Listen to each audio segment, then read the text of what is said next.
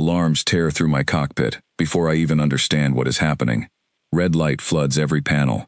My hands move faster than my mind can think, slamming switches, pulling levers, trying to stop the shaking that has taken over my entire ship. I am Daniel Cole, a cargo pilot, and 3 seconds ago my life was boring. Now it is not. I had one simple job: deliver a shipment of medical supplies to the outer colony of Verath Station. One straight line through empty space. No danger, no excitement, nothing but the hum of my engines and the quiet company of my own thoughts. That was the plan. But somewhere between checking my star maps and eating a stale ration bar, I made a mistake. A small one. I trusted an old beacon signal instead of my updated charts. And that mistake pulled me straight into a gravity well that should not exist in this part of space. My ship groans around me, metal bending in ways it was never designed to bend. Through the front window, stars stretch into long streaks of light, then vanish completely, swallowed by a wall of pure darkness. I am not flying anymore.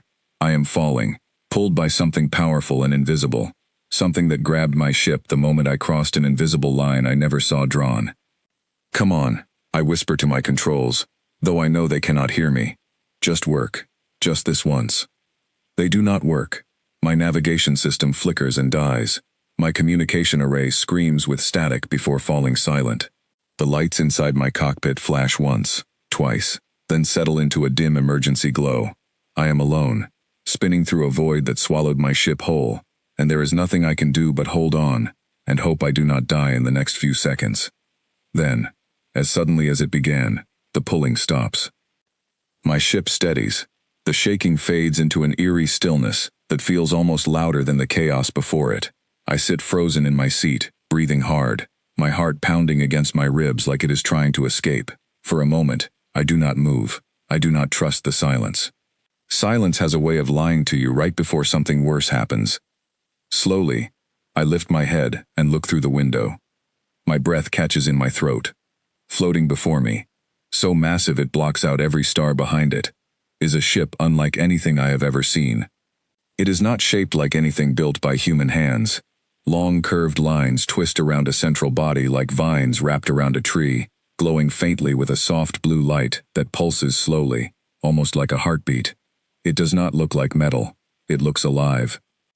"What in the world?" I mutter, my voice barely more than a breath.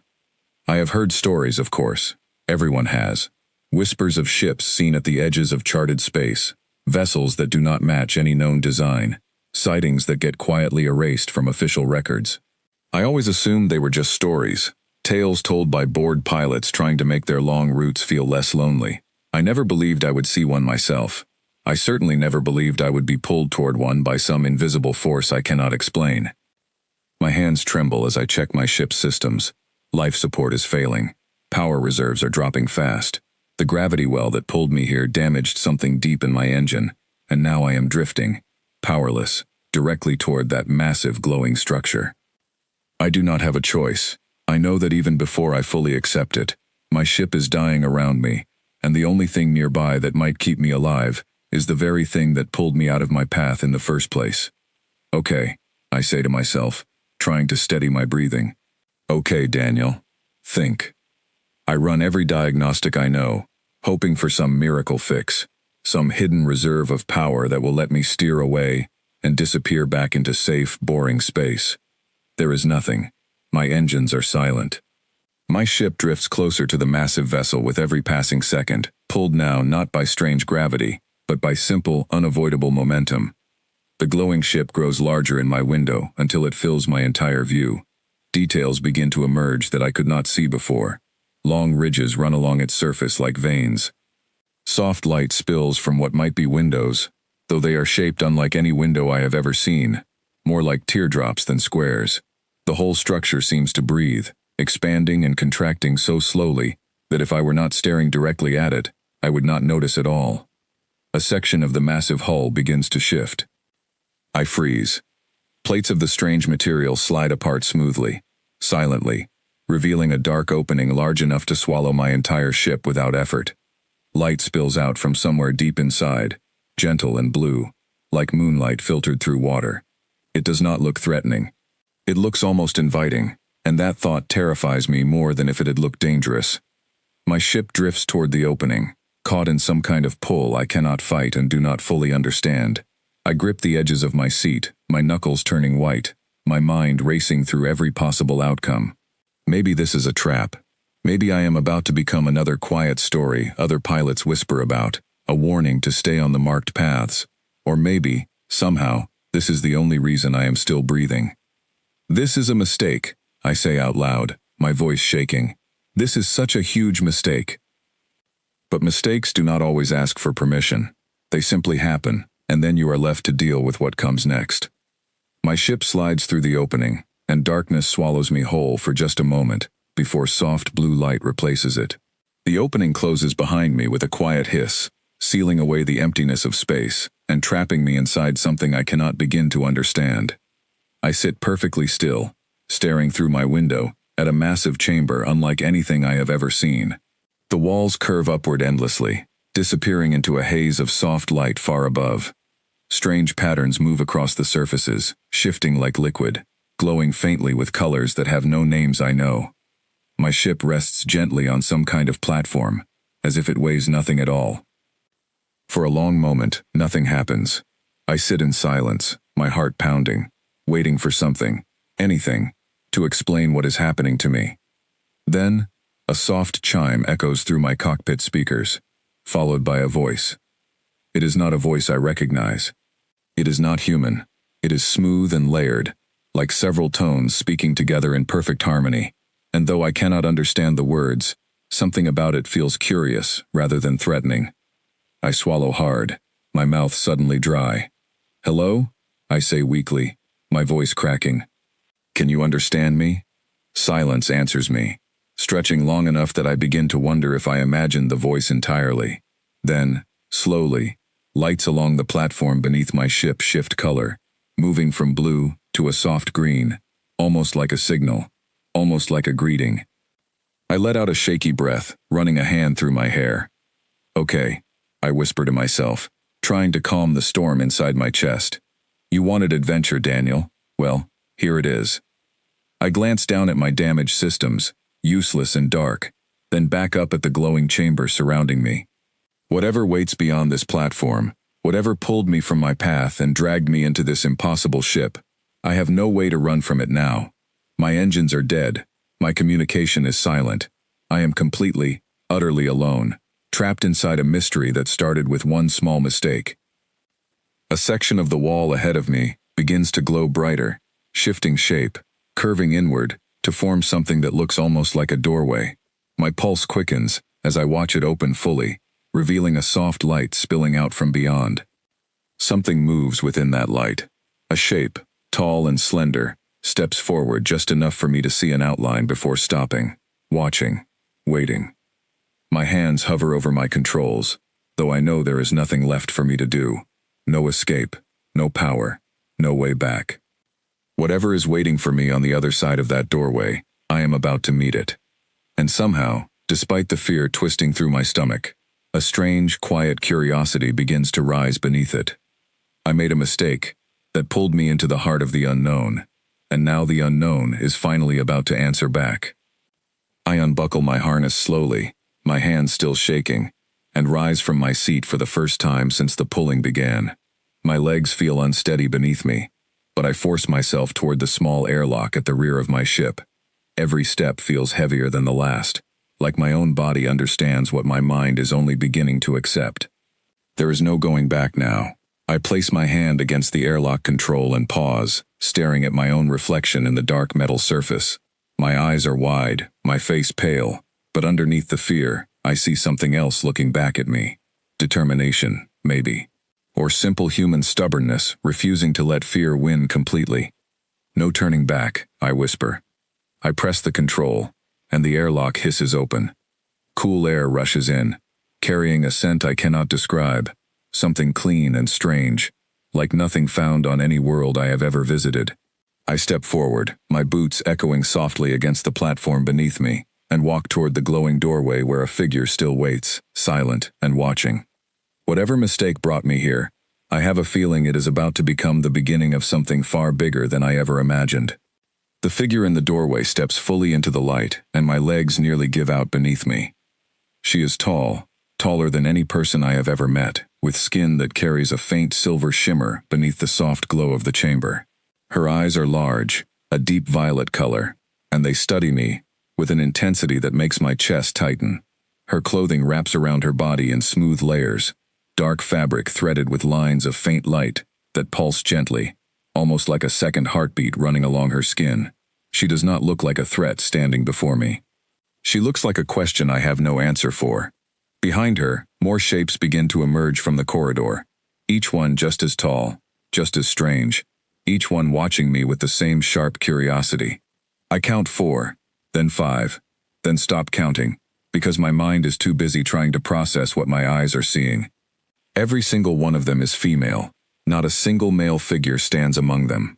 I mean you no harm, I say slowly, lifting both hands where they can see them, though I am not entirely sure they even understand the meaning of my words. My ship was pulled off course. I did not mean to come here. The tall woman closest to me tilts her head slightly, the way a person might when hearing an unfamiliar sound for the first time. She exchanges a glance with the woman beside her, a shorter figure, with sharper features, and hair the color of deep red embers, before turning her attention back to me. She raises one hand slowly, palm open, and steps closer. Every instinct in my body tells me to step back, to run, to do anything, except stand still while an alien woman I have never met walks toward me inside a ship I do not understand. But something in her expression, something calm and searching rather than hostile, keeps my feet rooted in place. She stops just a few steps away and speaks. Her words flow out in that same layered musical tone I heard through my cockpit speakers earlier. Unfamiliar and beautiful. Impossible for me to understand. She waits, watching my face carefully, as if hoping I might somehow grasp meaning from the sound alone. I don't understand you, I say gently, shaking my head. I wish I did, but I don't. She studies me a moment longer, then reaches toward a small device resting against her wrist, tapping it lightly. A soft hum fills the air, and a moment later, her next words come out differently, still carrying that same musical quality, but now layered with something else. Fragments of my own language, broken and stitched together imperfectly, but understandable. You came through the gate, she says slowly, testing each word like she is walking across unfamiliar ground. Human. My eyes widen. You know that word? Human? She nods once, her violet eyes narrowing slightly. We have heard of your kind, far, distant, never close. The red-haired woman beside her steps forward, arms crossed, her expression far less welcoming than the first. She speaks quickly, sharply, clearly directing her words at the taller woman rather than me. Whatever she says causes a brief pause, a flicker of tension passing between them, before the taller woman responds calmly, firmly, ending whatever disagreement was forming. She wants to send you back, the taller woman explains, her strange translator device humming softly with each word. I say, not yet. Why not? I ask carefully. I don't want to cause any trouble. If you can just point me toward my ship, I will leave and never come back, I promise. A faint, almost amused expression crosses her face, though I cannot be entirely certain I am reading alien expressions correctly. Your ship is broken, she says simply. No power, no air soon. You would die. My stomach drops. I had not even considered how badly my ship was damaged during the pull. If she is right, stepping back into my ship right now could be a death sentence. Then, what happens to me? I ask, my voice quieter now, the fear creeping back in despite my best efforts to hide it. The tall woman studies me for a long moment before answering. You stay, she says simply, until we decide. Those 3 words settle over me like a heavy weight. Until we decide. Not a comforting phrase by any measure, but given the alternative, floating dead in a broken ship, I suppose I do not have much room to argue. Okay, I say slowly, nodding. I understand. Thank you for not just leaving me out there. Something shifts in her expression at that, something almost like surprise. She glances briefly at the women behind her, before returning her attention to me. You thank us? She asks, as if the concept itself is unusual to her. Of course, I reply. You didn't have to help me. You could have just let my ship drift away. She studies me a moment longer, her violet eyes searching my face with an intensity that makes me feel like she is reading something written across my features, that I cannot see myself. Finally, she nods once, decisively. I am Sela, she says. Leader here. Daniel, I reply, offering a small, careful smile. Daniel Cole. She repeats my name slowly, testing the sound of it, before gesturing toward the corridor behind her. Come, you will see more. I hesitate only a moment before following her, the other women parting to let me pass, their eyes tracking my every movement with sharp, careful attention. The red-haired woman falls into step just behind me, close enough that I can feel her watching my back, clearly still unconvinced that bringing a stranger deeper into their ship is a wise decision. The corridor stretches ahead of us, walls glowing softly with shifting patterns of light that seem to respond to our footsteps, brightening slightly wherever we walk, before dimming again behind us.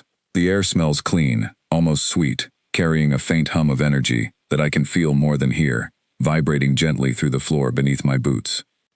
This ship, I say carefully, trying to fill the tense silence. What is it called? Sela glances back at me. The Veyroon, she says. Home. For now. For now, I repeat. You mean it isn't always your home?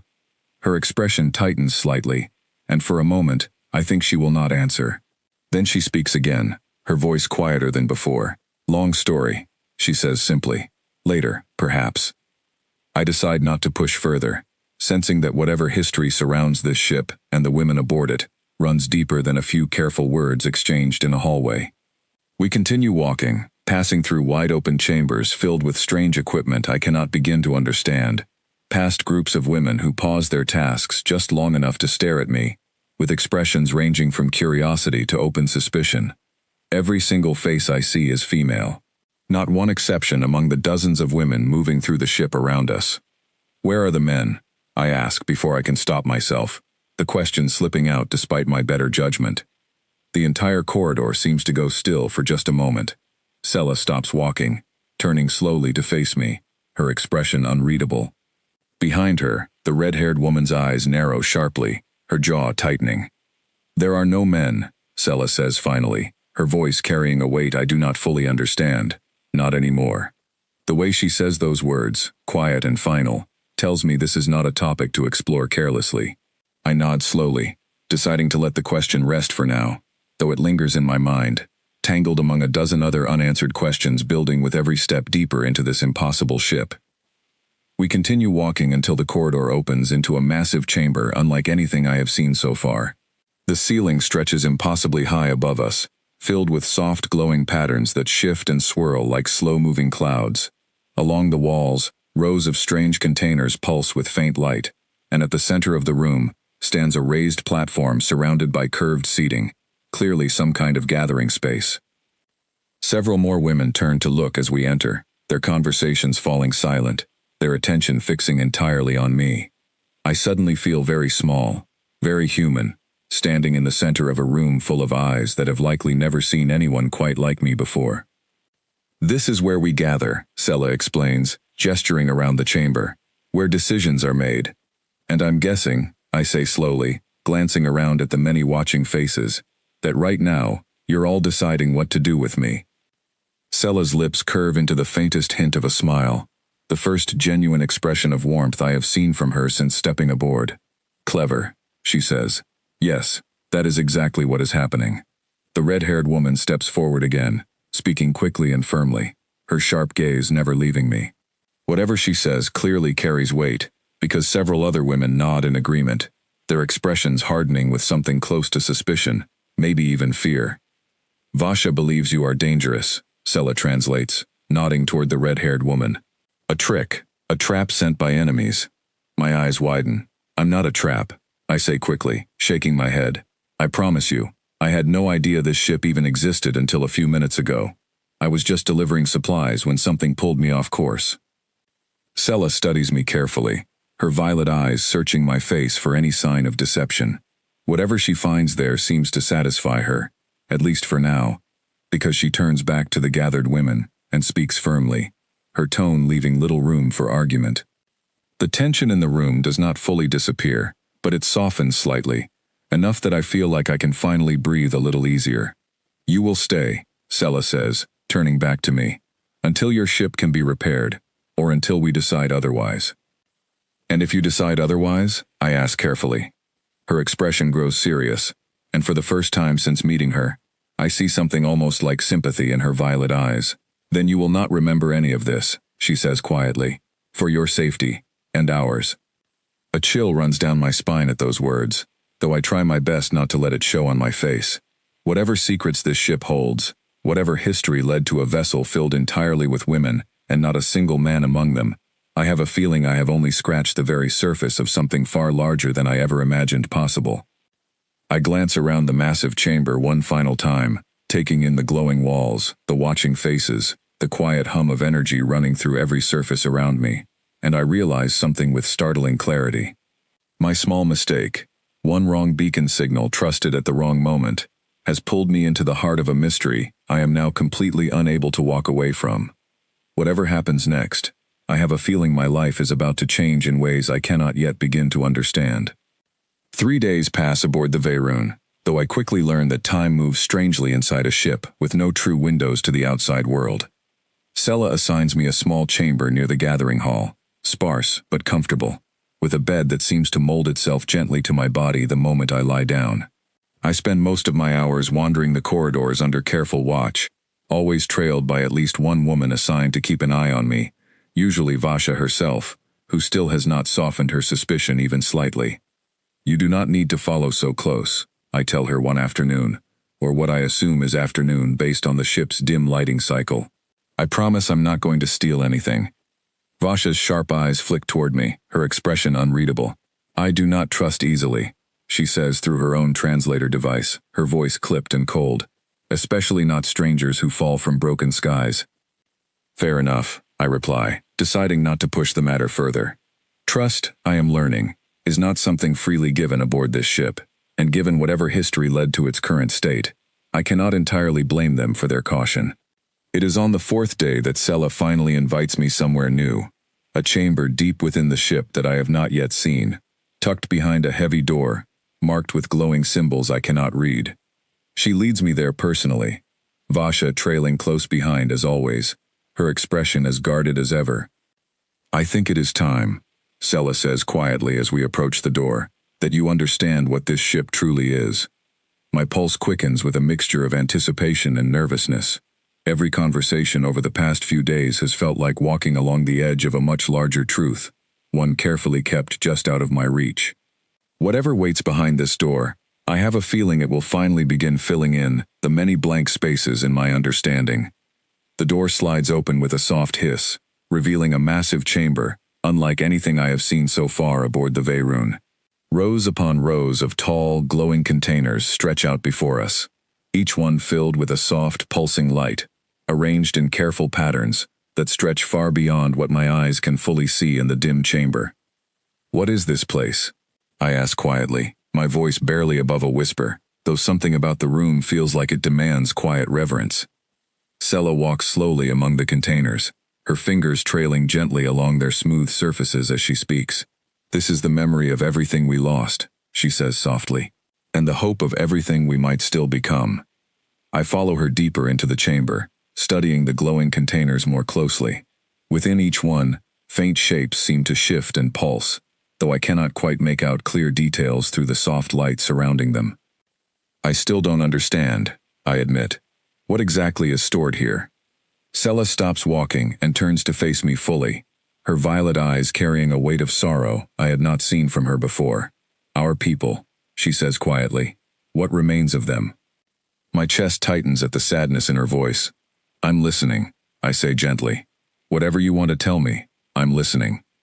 She takes a slow breath before continuing, her gaze drifting toward the rows of glowing containers surrounding us. "Long ago, our world thrived," she begins. "Two peoples living together, men and women, building something beautiful across many generations. But a sickness came, one born not from nature, but from a mistake made deep within our own science. A weapon meant for defense, twisted into something far more destructive than anyone intended." I stay silent, letting her continue, sensing the importance of every word she is choosing to share. The sickness attacked only the men, she says, her voice growing quieter still, swiftly, without mercy. Within a single generation, our males were gone entirely, and our people faced an ending none of us were prepared to accept. My stomach twists painfully at the weight of her words. I'm so sorry, I say softly, unsure what else could possibly capture the depth of sympathy I feel in that moment. Sela offers a small, sad smile. We are not looking for pity, Daniel, she says. We are looking for a future. That is why this ship exists. That is why every woman aboard has dedicated her life to a single purpose.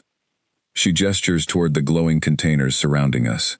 Within these chambers rests the genetic memory of our people, carefully preserved, waiting for the day we might find a way to continue our bloodlines without repeating the mistakes of our past. Understanding begins to dawn slowly within me, pieces clicking together one by one. You're searching for something, I say carefully. Or someone. Sela nods once, her expression serious. A compatible match, she confirms. A way to restore what was lost, without risking the same vulnerability that destroyed our men in the first place. The weight of her words settles heavily over me, and suddenly the strange pull that dragged my ship off course, the very mistake that led me here, no longer feels quite so random. Is that why I was pulled here? I ask slowly, almost afraid of the answer. Was this ship somehow searching for someone like me?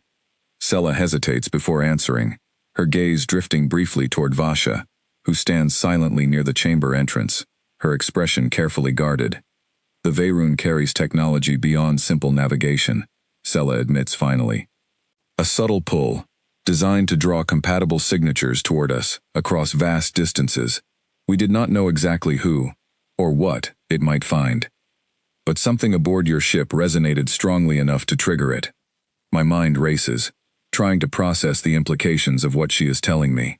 I was not simply a victim of bad luck and a misread beacon.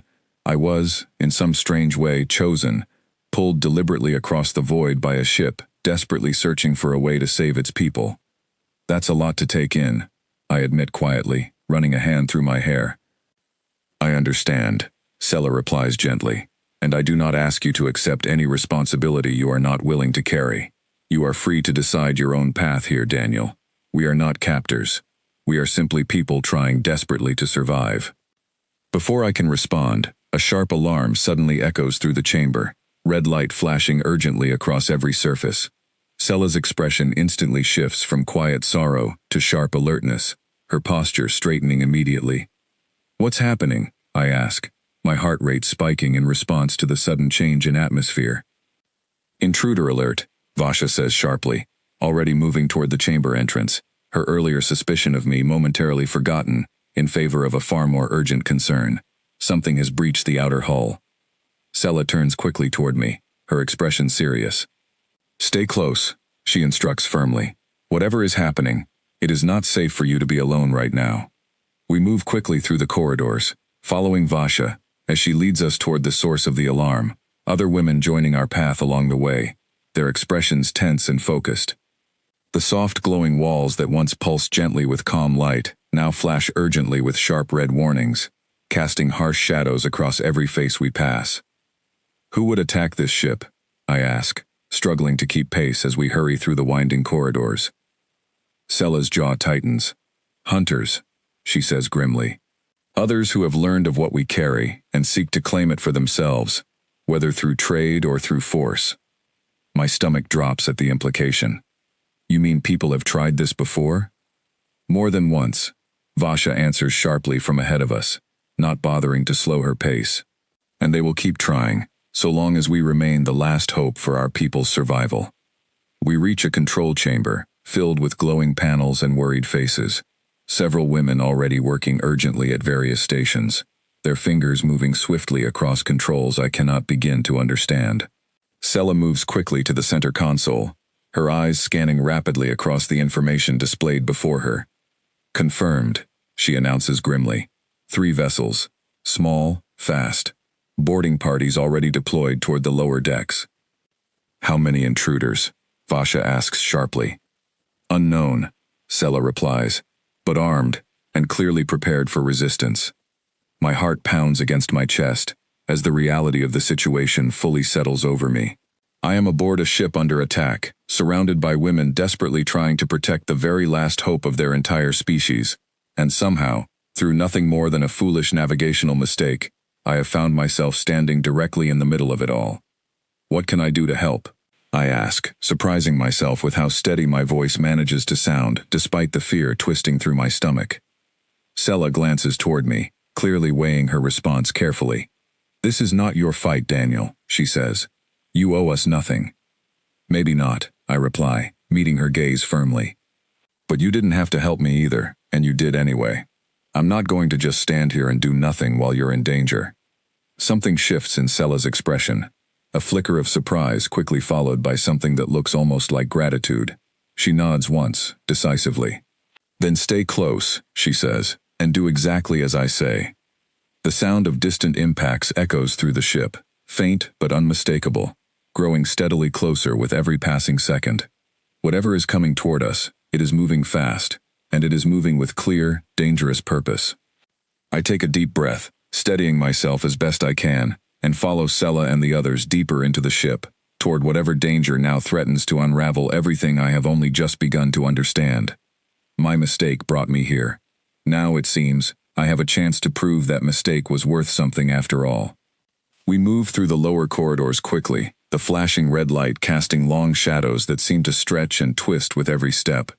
The distant sound of impacts grows louder, sharper, closer, until it feels like the very walls around us are trembling with each new strike against the hull. "How did they even find this ship?" I ask, struggling to keep my voice steady as we round another sharp corner. "The Veyron moves often," Sela explains quickly, her pace never slowing.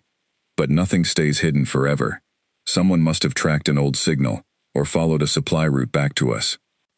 Vasha moves ahead of the group, her posture sharp and focused, clearly far more experienced in matters like this than the calm scientist I first mistook her for days ago.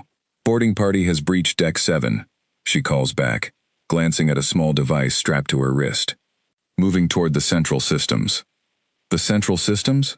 I ask, my stomach twisting with sudden understanding. "That's where the containers are, isn't it? Where you keep everything."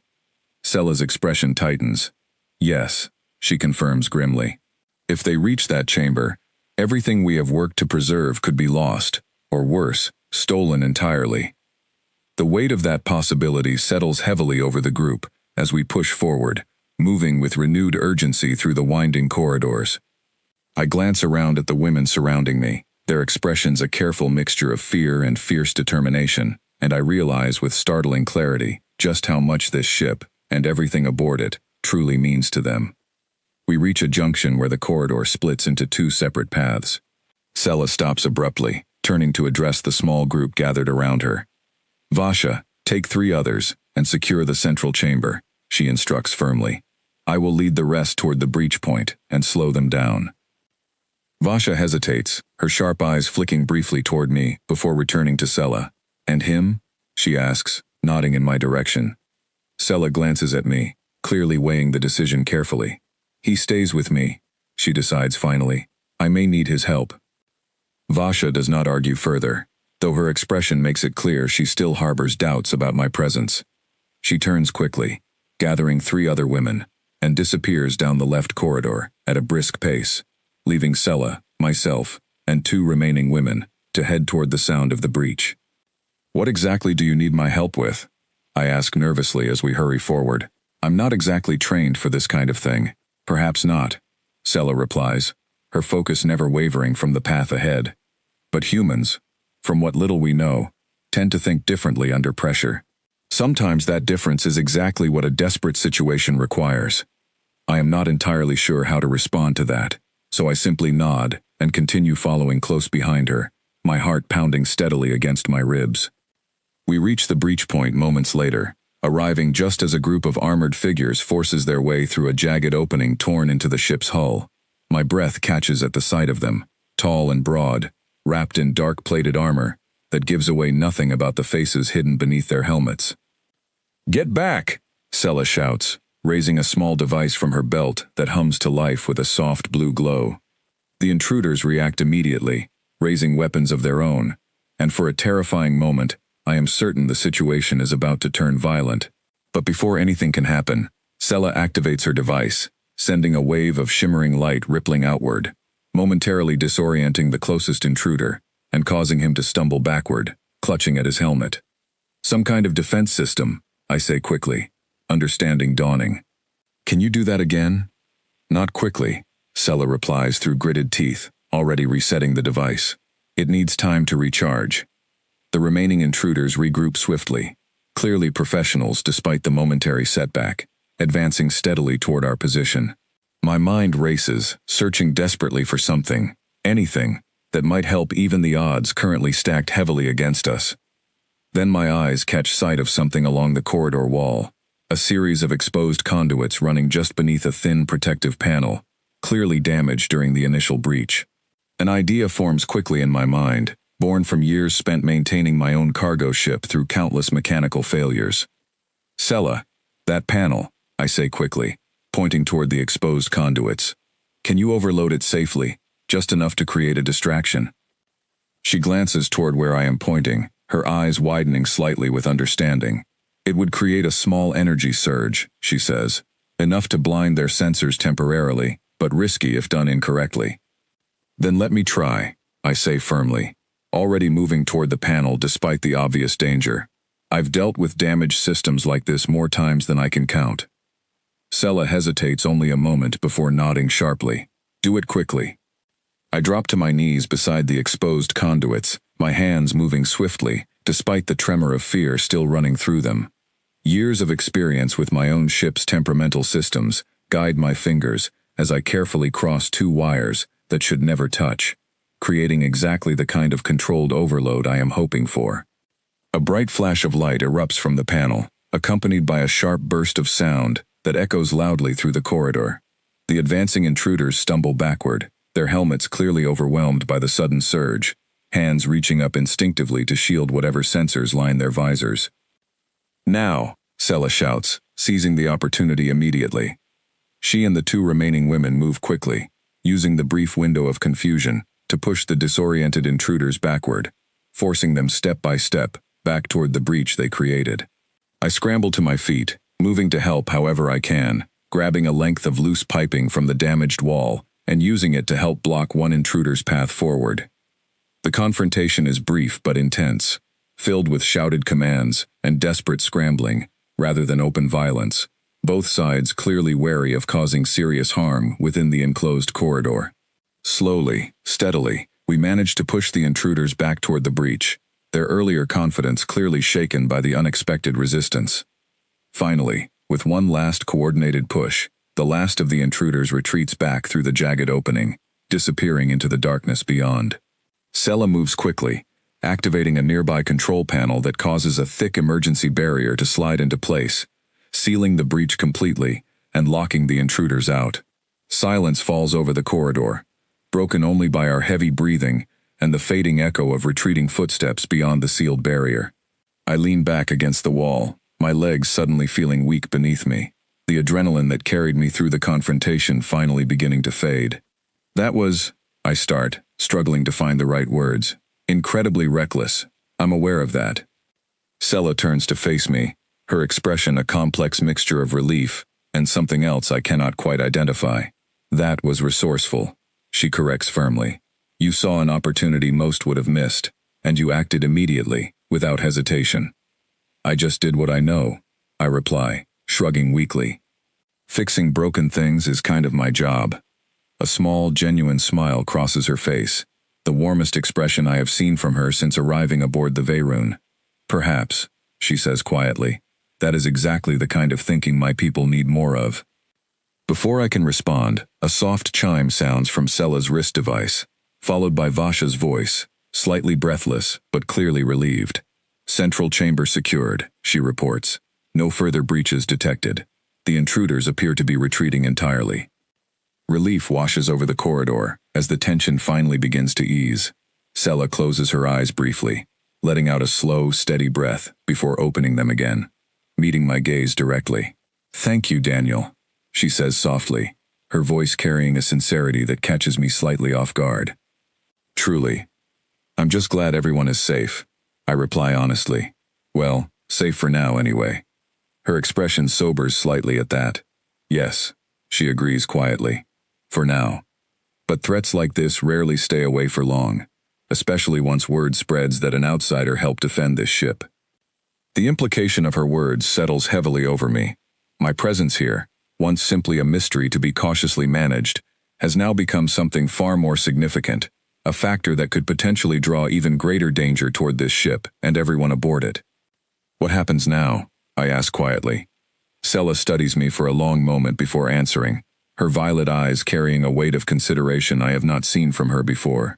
Now, she says slowly, we must decide together what comes next. For the ship, for my people, and for you. As we make our way back through the quiet corridors, the earlier chaos, slowly settling into an uneasy calm, I cannot help but feel that something fundamental has shifted since I first stepped aboard this strange, impossible ship. I came here entirely by mistake, pulled off course by a beacon signal I should have questioned more carefully. But somewhere along the way, that mistake has grown into something far larger than I ever expected. A tangled thread, connecting my fate directly to the survival of an entire people, desperately clinging to hope. Whatever decisions lie ahead, I have a feeling there is no simple path back to the quiet, boring life I once had.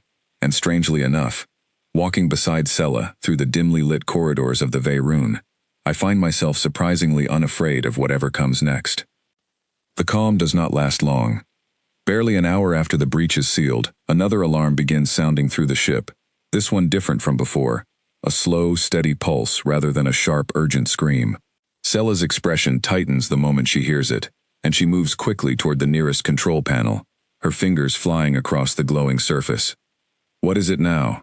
I ask, hurrying to catch up with her.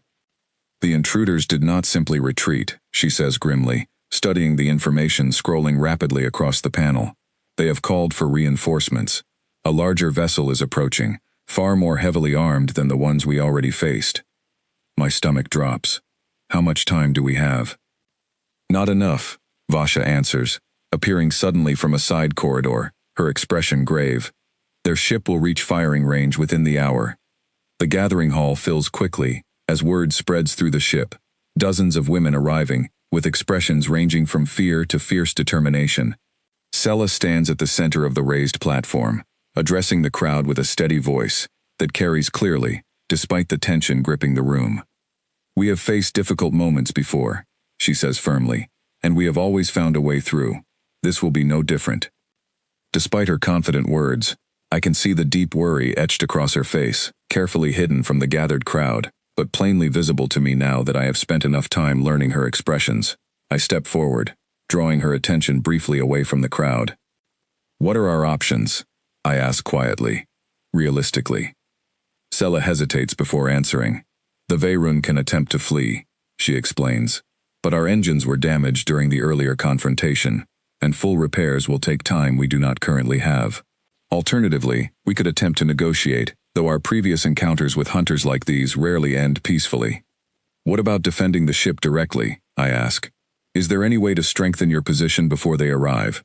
Vasha steps forward, joining the conversation. The ship's outer defenses were designed primarily to avoid detection, not withstand direct assault, she explains. We were never meant to fight a battle like this.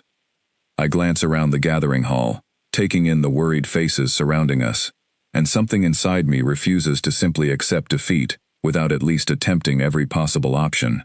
My mind races back to my years spent repairing my own ship through countless difficult situations, searching desperately for some solution hidden among the pieces of the problem. Your engines, I say slowly, an idea forming rapidly in my mind. You said they were damaged, but not destroyed completely, right? Sela nods slowly. Correct. Repairs are simply taking longer than we can currently afford. What if we didn't need full repairs? I continue, my thoughts moving quickly now. What if we just needed enough power for one short, powerful burst? Enough to put real distance between us and that approaching ship before it reaches firing range. Sela's eyes widen slightly with understanding. A single overload burn, she says slowly. Risky, but theoretically possible. Exactly, I reply, nodding eagerly. On my own ship, I've pushed damaged engines past their normal limits before, just for a short emergency boost. It's dangerous, and it usually causes further damage afterward, but it could buy us enough time to escape before that ship catches up to us. Vasha crosses her arms, her expression skeptical. And if the engines fail completely during this burst? Then we're no worse off than we already are, I admit honestly. But if it works, we gain enough distance to properly repair the damage without an enemy ship bearing down on us. Sela studies me carefully for a long moment, clearly weighing the risk against the alternative of simply waiting helplessly for the approaching threat. Finally, she nods firmly. "Show us," she says. "We do not have time to waste on lengthy debate." We move quickly toward the ship's engine chamber, a massive space filled with pulsing energy cores and intricate systems far beyond anything I have ever worked with directly. Despite the unfamiliar technology, the underlying principles feel surprisingly similar to systems I already understand: energy flow, power distribution, careful balance between output and stability. "Talk me through your systems," I say quickly to the engineer standing nearby, a quiet woman named Rhea who has remained mostly silent throughout our earlier encounters. "I need to understand exactly how your power flows before I can suggest anything useful." Rhea nods, quickly guiding me through the complex array of controls, her explanations translated smoothly through the same device technology Sela uses. Slowly, piece by piece, I begin to understand enough of the underlying system to identify a potential solution. "Here," I say finally, pointing toward a specific junction within the energy core. "If we reroute power directly through this pathway, bypassing the damaged regulator entirely, we can create exactly the kind of short, powerful burst we need." Rhea studies the suggestion carefully, her brow furrowing in concentration. "It could work," she says slowly, "but the strain on the system afterward would be significant." "That's a problem for after we escape," I reply firmly. "Right now, survival matters more than convenience." Sela nods sharply in agreement. "Do it," she instructs, "immediately." The engineering team moves quickly, following my guidance while adapting it skillfully to their own advanced systems, a collaboration that feels surprisingly natural despite the vast differences between our technologies. Minutes tick by rapidly, each one bringing the approaching enemy vessel closer, the growing tension in the chamber almost suffocating. "Ready," Rhea finally announces, stepping back from the console. "Whenever you are." Sela glances toward me, her violet eyes carrying a mixture of hope and lingering uncertainty. "Are you certain this will work?" she asks quietly. "No," I admit honestly, "but I'm certain it's our best chance." She holds my gaze a moment longer before nodding firmly, turning back toward the console. "Initiate the burn," she commands. The engine chamber fills with a deep, powerful hum, rising steadily louder, until the entire room seems to vibrate with barely contained energy. Lights flicker across every surface, and for a terrifying moment, I fear the entire system might simply overload and fail completely. Then, with a sudden powerful surge, the ship lurches forward, pressing us all firmly against the nearest stable surface, as the Veyrun rockets forward at a speed I would not have believed possible moments earlier. Alarms blare briefly, warning of stress across multiple systems, but the ship holds together, pushing forward through the sudden burst of speed. Slowly, gradually, the surge begins to fade, the ship settling back into a steadier, though clearly strained pace. Sela moves quickly to check the surrounding systems, her expression tense as she studies the results. "Distance achieved," she announces finally, relief flooding clearly into her voice. "The enemy vessel has fallen well behind our current position."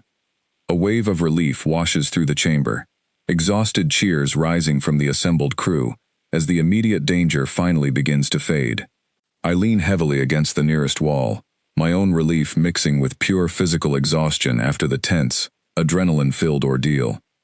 Sela approaches me slowly, her expression carrying a warmth I have not seen from her before. "You saved this ship," she says quietly. "Saved all of us." "We saved this ship," I correct gently. "I couldn't have done any of that without your crew's knowledge of their own systems." She smiles softly at that, a genuine warm expression that reaches fully into her violet eyes. "Perhaps," she says. "But your thinking, your willingness to take a risk most would consider reckless, made all the difference." Over the following hours, as the ship settles into a safer, calmer rhythm, Repairs begin properly, and the immediate danger fades further behind us, with every passing moment. I find myself standing beside Sela near a wide viewing chamber, watching the distant stars stretch endlessly beyond the ship's protective hull. What happens now? I ask quietly, echoing the same question I asked her days earlier, though the weight behind it feels entirely different now. Sela considers the question carefully before answering. Your ship can be repaired, she says, fully this time, with proper resources and time. You are free to return to your own life, Daniel, whenever you are ready. I nod slowly, considering her words, surprised by the reluctance I feel rising within me at the thought of simply leaving. And if I'm not entirely ready? I ask carefully. What then?